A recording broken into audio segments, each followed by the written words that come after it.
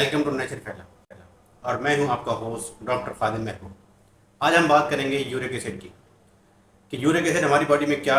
काम करता है, हम इसको किस तरह से डिटॉक्सिफाई कर सकते हैं और किस तरह से इसको हम अपनी किडनी से और बॉडी से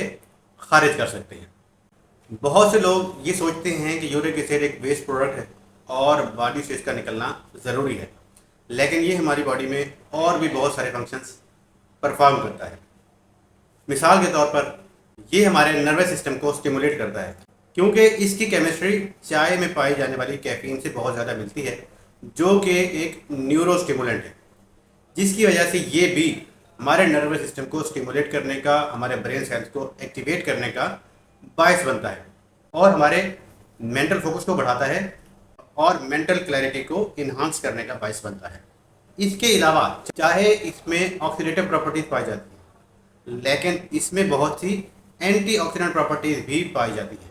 जिसकी वजह से ये बॉडी से फ्री रेडिकल्स को निकालने का काम करता है। मिसाल के तौर पर ये हाइड्रोक्सिल आयन फ्री रेडिकल्स को और हाइड्रोजन पेरोक्साइड की ऑक्सीडेशन करके उनको बॉडी से एक्रीट कराने का बायस बनता है। इसके अलावा ये आयरन की चिलेशन भी करता है, जिसकी वजह से ये बॉडी से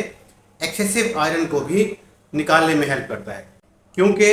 आयरन की ज़्यादती भी बॉडी के लिए बहुत ज़्यादा नुकसानदेह साबित हो सकती है।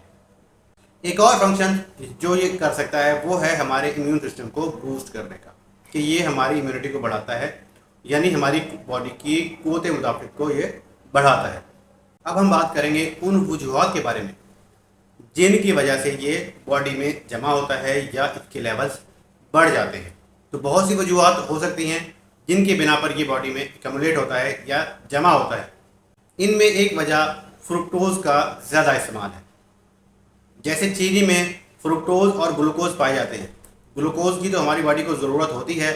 वो मेटाबोलाइज हो जाता है, या जो एक्सेसिव ग्लूकोज बच जाता है उसके लिए इंसुलिन प्रोड्यूस होती है और उसको मेटाबोलाइज कर देती है, जबकि ये फ्रुक्टोज़ हमारे लिवर में जाता है और मुख्तलिफ प्रोसेस के ज़रिए यूरिक एसिड के लेवल को बढ़ाने का बायस बनता है। इसके अलावा सब्जियों का कम इस्तेमाल, हाई प्रोटीन डाइट का इस्तेमाल,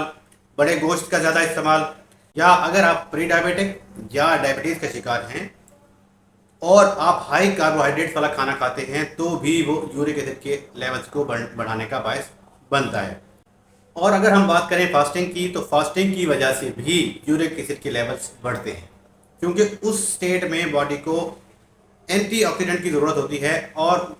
यूरिक एसिड के लेवल्स बढ़ने से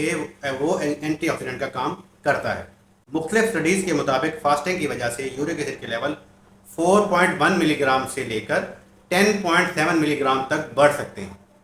और एक स्पाइक क्रिएट करते हैं यूरिक एसिड लेवल का। और ये स्पाइक या ये बढ़ना इस तरह का होता है कि जैसे ही ये लेवल बढ़ते हैं उसी तरह से ये लेवल्स कम होते हैं। और अगर हम इसको एक कर्व की शक्ल में प्लॉट करें तो ये बेल शेप प्लॉट बनता है कि जिस तरह से लेवल बढ़े उसी तरह से ये लेवल कम हो जाते हैं। अगर आप यूरिक एसिड, किडनी स्टोन्स या गाउट या गंठिया या दूसरे लफ्ज़ों में जोड़ों के दर्द का शिकार हैं, तो आपको कुछ चीज़ें समझने की ज़रूरत है, कुछ चीज़ों पर अमल करने की ज़रूरत है, जिनकी वजह से आप यूरिक एसिड के लेवल को रेगुलेट कर सकते हैं और उसके नुकसानात से बच सकते हैं। इसके लिए आप अपनी खुराक में सब्जियों का इस्तेमाल ज़्यादा करें, प्रोटीन डाइट का इस्तेमाल कम से कम करें, ख़ुसूसन सुर्ख गोश्त का इस्तेमाल अपनी खुराक में कम से कम करें, जिससे आप इनके लेवल को बहुत हद तक कम कर सकते हैं। यूरिक एसिड की वजह से यूरिन की पीएच एसिडिक हो जाती है, जो कि इसको एक्सक्रीट होने से या खारिज होने से रोकती है। इसलिए अगर आप अपने यूरिन को थोड़ा सा भी अल्कलाइन कर दें या उसकी तेज़ाबियत कम करें,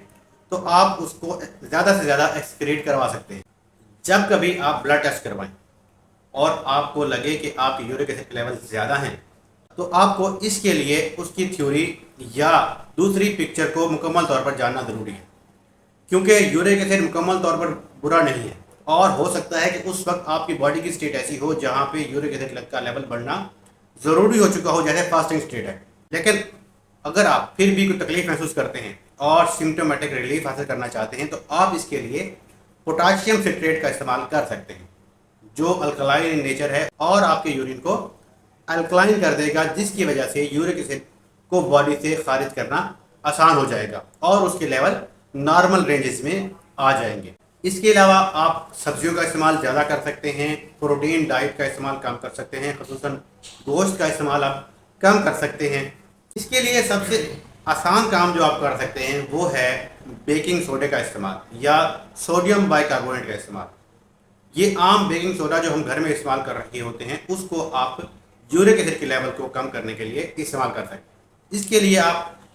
1 चम्मच बेकिंग सोडा लें और उसको 350 ml या 1.5 गिलास पानी में हल करें और उसको अपनी फास्टिंग स्टेट में इस्तेमाल करें, ख़ुसूसन रात को सोने से पहले या सुबह उठने के बाद खाली पेट उसको इस्तेमाल करें। तो ये आपके बॉडी से बहुत जल्दी यूरिक एसिड के लेवल को कम करने में हेल्प करेगा। लेकिन कोशिश करें कि आप इसको कभी भी खाने के साथ इस्तेमाल ना करें, क्योंकि ये अल्कलाइन इन नेचर है, जिसकी वजह से ये आपके मैदे की तजाबियत को न्यूट्रलाइज कर देगा और आपको खुराक को हजम करने में प्रॉब्लम्स आ सकते हैं। इन 2 चीज़ों का इस्तेमाल यानी पोटाशियम सिट्रेट और सोडियम बाइकार्बोनेट का इस्तेमाल आप फौरी आराम के लिए तो कर सकते हैं, लेकिन अगर आप